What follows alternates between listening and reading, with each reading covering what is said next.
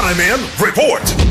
Ipatuman unya ang discipline zone sa kadalanan sa Bay Barangay Banila ding syudad sa Sugbo. At niya sa paglingkod ni Cebu City Mayor-elect Nestor Archival. Manto ni Archival, didanaon niya ang mga magpataka og parking sa mga sakyanan og mga motorsiklo og kinahanglan usab nga mosubay yod sa right lane ang mga motorsiklo og did-an kini nga mag-ikis-ikis ang dagan diha sa taliwas karsada. Tingho usab karon ni Archival nga maablihan ang karsada kilid sa may National Food Authority kun NFA og katong mga sakyanan usab ka padung sa Barangay Talaman adto na kini moagi ilam sa may overpass duol sa Mount David. Lakip usab sa mga plano karon sa mayor nga did-ano niya ang mga delivery riders lakip usab ang mga truck nga magasud sa dapit gikan sa alas 6 sa buntag hangtod sa alas 8 sa buntag gumikan kay ang ilang paghuro aron nga makadeliver o diskarga magkatampo man kini sa paghuot sa dagan sa trapiko. Gidugang usab ni Archival nga sa di pahingpit nga ipatuman ang mausab nga kausaban dunay himuon nga mga konsultasyon. Anda mo sa Archival nga modawat sa mga sugyot gikan sa publiko kabahin niini.